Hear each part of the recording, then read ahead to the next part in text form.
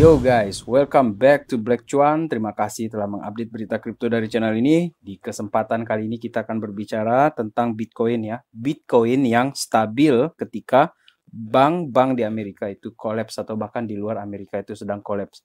Dan kali ini juga kita ada update mengenai dua altcoins jagoan di sini teman-teman. Altcoins yang memang bukan rahasia lagi ya, karena di Black Cuan dia merupakan jagoan utamanya ya, XRP dan Cardano ADA teman-teman. Disinilah yang dikatakan bahwa US banking turmoil cannot be contained. Jadi ini kekacauan di perbankan Amerika Serikat yang tidak bisa lagi diatasi. Moody's Alert ini merupakan 3 besar ya dari agensi yang memberi rating ya kepada perbankan di Amerika Serikat tersebut teman-teman. Dan dia menyatakan bahwa ada peningkatan bahaya yang terjadi di dalam sistem perbankan yang terjadi di Amerika Serikat ini. Dan bahkan ini seperti tidak bisa diantisipasikan lagi teman-teman ya. Dan ini tidak hanya terjadi di Amerika teman-teman, ini juga terjadi di Deutsche Bank ya di sini ya. Ketika sahamnya ini langsung anjlok di sini teman-teman. Sementara kita tahu bahwa Bitcoin yang selama ini dianggap sebagai aset yang volatilitasnya luar biasa tinggi, berbahaya bagi investor segala macam.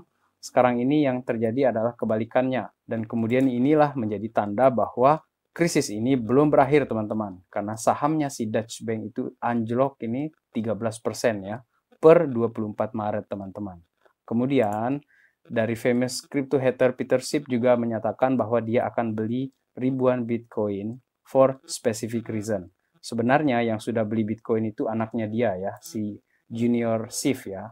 Dan itu sudah koleksinya cukup banyak teman-teman. Jadi menurut saya di sini sebenarnya bapak sama anak ini hanya main kong kali kong aja lah. Kamu yang beli nak, nanti pakai uangnya bapak. Kayak gitu-gitulah kita bilang ya.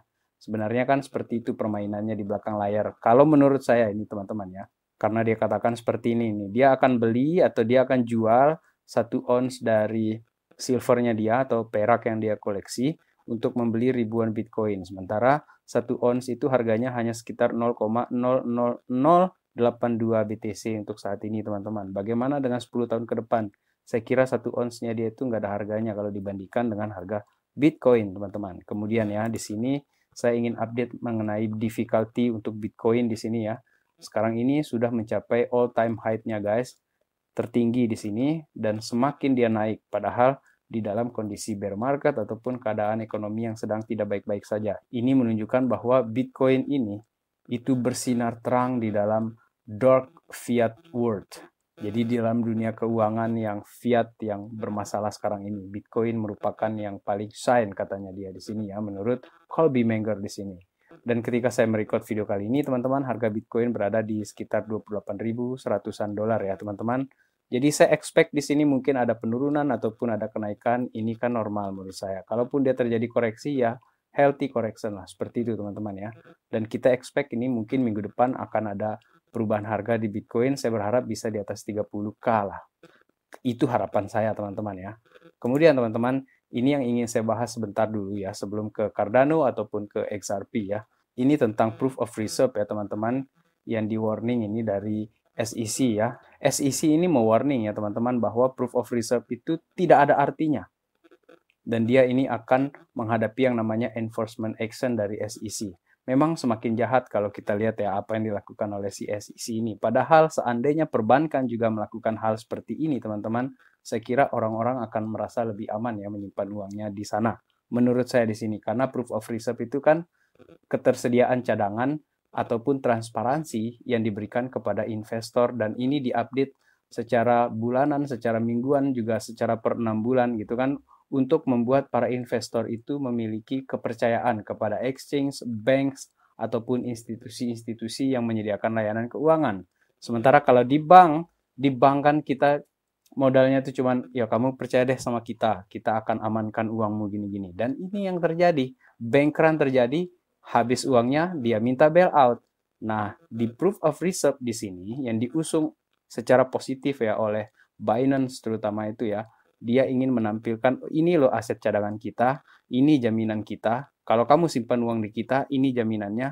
Dan kalau kamu tarik, kamu bisa tarik karena kita punya cadangan yang berlebihan. Ketika kalian menarik aset kalian dari exchange kami atau dari bank kami, seperti itu proof of reserve itu teman-teman. Dan di sini yang sebenarnya yang di crackdown itu adalah Tether, tapi mereka nggak mau sebut itu ya, karena Tether ini kalau di crackdown seperti itu dia akan bikin hancur ini market ini ya, setelah USDC dan BUSD itu diserang duluan teman-teman.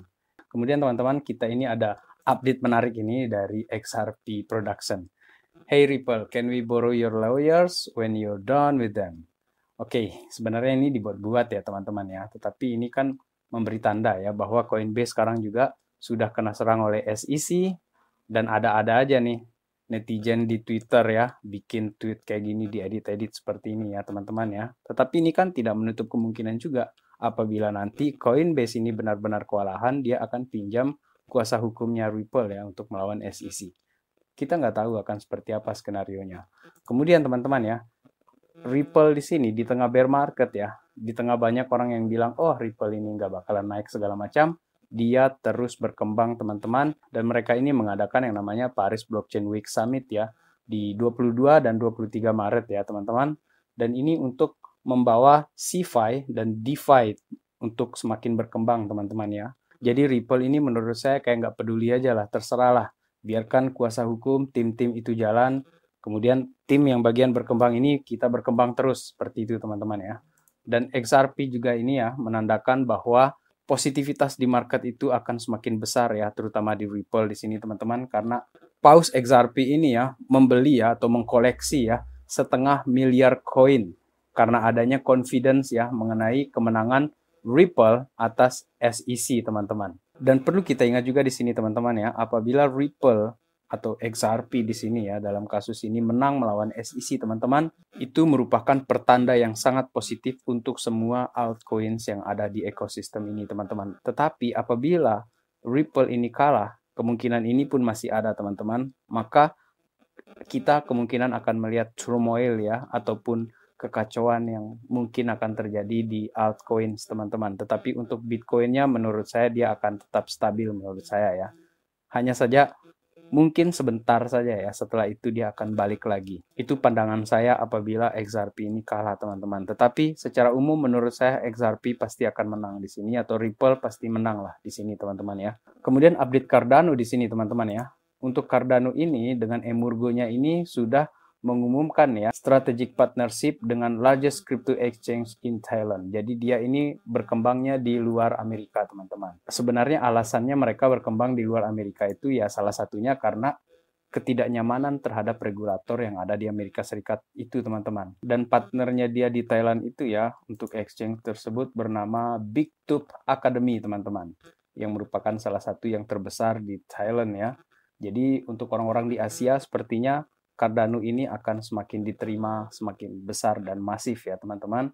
Kemudian salah satu perkembangan terbarunya juga ya, Cardano ini juga sudah partner ya dengan Ledger Enterprise yang merupakan wallets ya di sini. Dan Ledger Enterprise ini teman-teman memberi penawaran sebagai low fees and fast transaction. Jadi transaksinya cepat, kemudian fee-nya juga murah. Ya itu memang ciri khas dari Cardano teman-teman. Dia ini dibangun itu untuk bisa dipakai oleh orang secara publik dengan biaya yang murah meriah. Itu tujuan dari Cardano teman-teman. Kemudian Cardano ini juga ya untuk native asetnya ini sudah surpass dia 8 million mark as ecosystem sees fundamental growth. Jadi secara fundamental dia ini sudah terjadi kenaikan yang terus-menerus teman-teman. Sementara itu untuk Cardano ya, untuk DeFi-nya di Cardano di sini teman-teman ya, DeFi on Cardano is booming. Boom. Semakin berkembang, semakin naik ya. Kemudian TVL-nya dia, total value lock-nya dia itu juga terjadi peningkatan. Sekarang ini berada di new ATH-nya dia, dan ini justru terjadi di saat bear market, dan ini memang tidak biasa menurut mereka di sini ya. Karena sebelumnya teman-teman ya, di tahun 2022 bulan Maret itu ya, TVL-nya Cardano itu hanya sekitar 324 juta ADA, dan sekarang ini sudah berada di 362 juta. Dengan total USD-nya itu 118 juta dolar teman-teman. Kemudian menurut mereka ya bahwa apa yang terjadi di Cardano sekarang ini is just warming up. Ini sedang pemanasan teman-teman.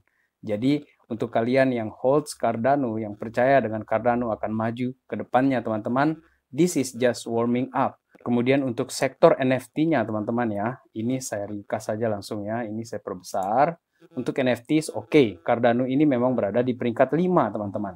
Karena di atasnya dia itu ada BNB, Polygon, Solana, Ethereum. Jadi menurut saya ya, dengan peringkatnya dia berada di dalam 5 besar saja, ini sudah pencapaian yang luar biasa untuk Cardano ini teman-teman ya. Dan Cardano ini teman-teman ya, menurut Chex Explorer ya, di sini dikatakan ya bahwa misi Cardano ini bukan untuk sekedar break the TVL records ya teman-teman, tetapi dia lebih kepada penambahan user. Jadi semakin banyak user yang ada di dalam jaringannya mereka di sini, itu akan semakin bagus untuk perkembangan Cardano ke depannya.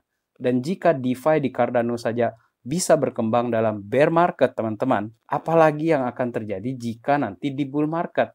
Seperti itu. Jadi dia katakan bahwa ini akan meng-attract new user nanti di saat-saat bull run, teman-teman. Jadi kita mau masuk di bear market atau di bull run nanti itu terserah, teman-teman ya.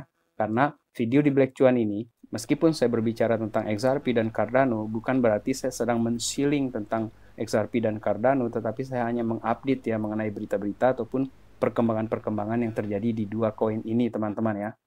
Kemudian terakhir di sini, saya ingin menyampaikan bahwa secara teknikal analisis, teman-teman, ini ada yang menarik dari Alexander Legolas ya di sini, bahwa Cardano sejak 2018 di sini, teman-teman ya, dari puncaknya itu terjadi penurunan yang ekstrim sekali di sini, dan di tahun 2020 Black Cuan ini masuk lagi entry di sini, teman-teman ya, di kisaran harga 1000-an pada saat itu ya, 2000-an pada saat itu, teman-teman, dan sudah terjadi kenaikan sampai puncaknya di 2,8 dolar pada saat itu atau 3 dolar pada saat itu. Kemudian terjadi penurunan yang ekstrim sekarang ini, dan ini membentuk cup and handle guys. Jadi cup and handle patterns ini, kalau kita bisa teruskan dari analisa teknisnya, dia akan mencapai 14,38 dolar target ketika nanti terjadi bull run ini menurut Alexander Legolas ya teman-teman. So guys, kita be patient saja lah untuk koin-koin seperti ini ya. Saya tetap pada pendirian saya menyatakan seperti ini ya. Dua koin ini memang dianggap lelet, dianggap telat, segala macam ya. Tetapi dua koin ini selalu saja dia mampu bertahan di dalam 10 besar, teman-teman, bahkan ketika bear market. Itu fakta yang menurut saya tidak bisa dibantah dari XRP ataupun Cardano. Koin lain mungkin punya pergerakan yang sangat-sangat impresif, yang luar biasa ya. Bahkan seperti Polygon itu bahkan jauh sekali meninggalkan pergerakan harganya Cardano. Tetapi teman-teman ya, kalau untuk masalah amannya dan masalah trust ya, untuk Cardano dan XRP menurut saya ya, ini kan opini pribadi saya. Tetapi Polygon juga saya hold juga teman-teman, jangan salah juga. Oke, dan mungkin lain kali kita akan bahas Polygon ya. Dan sebelum saya menutupnya, saya ingin menyatakan seperti ini teman-teman. Banyak hal yang terjadi sekarang ini, dan saya tidak punya tweet yang menarik banget atau smart tweet lah. So, let's keep building, seperti dikatakan oleh Zizi di sini. Keep building guys. Dan sekian video kali ini teman-teman. Terima kasih telah menonton. Salam Black Cuan. Peace my friend.